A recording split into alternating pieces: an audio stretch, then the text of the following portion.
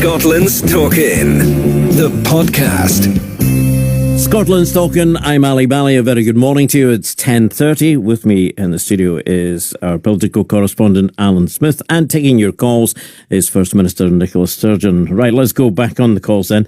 Lots coming in, which is great. Phil Monk is here. Good morning, Phil. Good morning, Ali. Thank you for taking me on the show. That's okay. You're through to the First Minister. What's your question?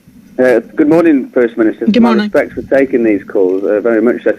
I'm actually the founder of a community campaign group called We the Undersigned Have a Human Sovereign Right to Cannabis, and many of my members are actually your constituents, so we actually represent the same people, and they've actually called me today and asked me to phone to speak with you about the new laws that were passed on the 1st of November for the legalisation of cannabis-derived products for prescription.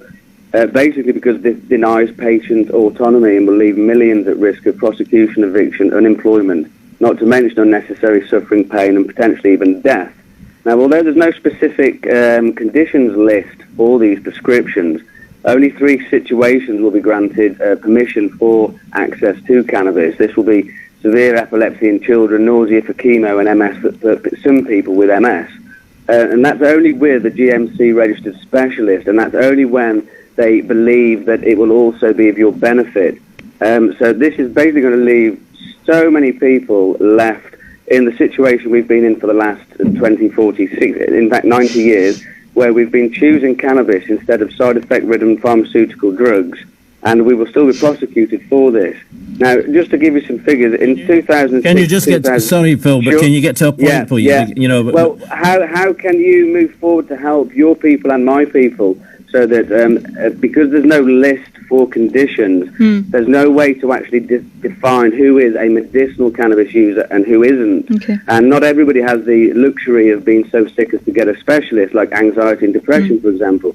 So can you not push for the decriminalisation of cannabis and allow people to grow their own, as they have been doing for years, and also allow the prescribed access for those that don't have the knowledge or skills to care for themselves?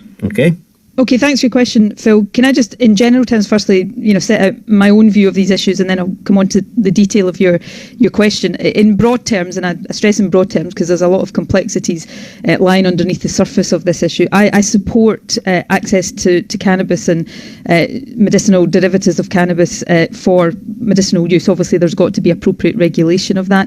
I am not, and I'm just giving you my straightforward personal view here, I'm not in favour of the more general decriminalisation of cannabis.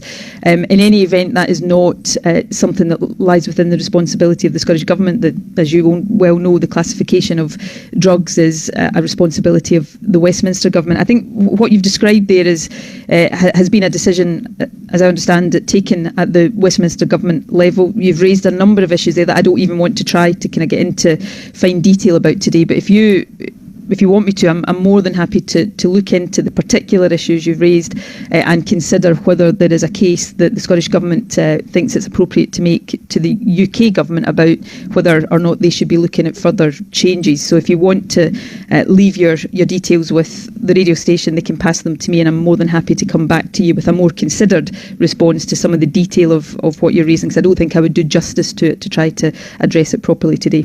I know you said on a kind of personal viewpoint there that you're not in favour of decriminalisation. If you did have the power to do that, you wouldn't be in favour of doing so.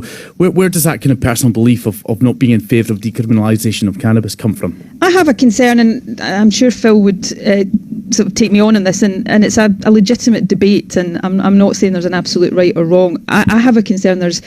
There are a number of suggestions that use of cannabis can create, for example, mental health issues, and I would have a concern that if we were to decriminalise cannabis, then 10, 20 years from now, we would be dealing with some of the implications of that I wouldn't feel comfortable with supporting at this stage. I also think, and this is perhaps less of a scientific argument, and I absolutely accept that, but I think we run into some difficulties, I think, with the messages that we're trying to get across to young people. We say to young people, don't take drugs. We try to encourage young people not to smoke. And I think for a government then to be generally decriminalising cannabis, I think risks confusing some of those messages that we're trying to give to young people. And that would be another concern. But as I say, that's not based on this scientific evidence. But those arguments are separate to the issues around use of cannabis for medicinal purposes, and also, which I think is the point Phil's making, about some of the medicinal products that are derived from cannabis that can be prescribed today. And I do think that is a completely different argument. Yeah, because you've been pushing for, certainly the Scottish Government's been pushing for control over this as well. So would you do anything differently then from the UK Government when it comes to in particular, the medicinal use of cannabis? Yeah, so I think the kind of points that Phil's raising, as I say, I don't want to start to go into them in detail today, because I'm not able to sort of do that. That's something I would want to look into. But I think if we're going to have the prescribing options, if we're going to have cannabis use allowed for medicinal purposes, it's right that is properly regulated, and that some of what I hear Phil describing there as some of the pitfalls and some of the perhaps unintended consequences of that are properly looked through. But what we would do differently in the fine detail of that, I would really need to kind of have a closer look at it before trying to answer that definitively. Okay, thank you very much indeed. Thanks to Phil.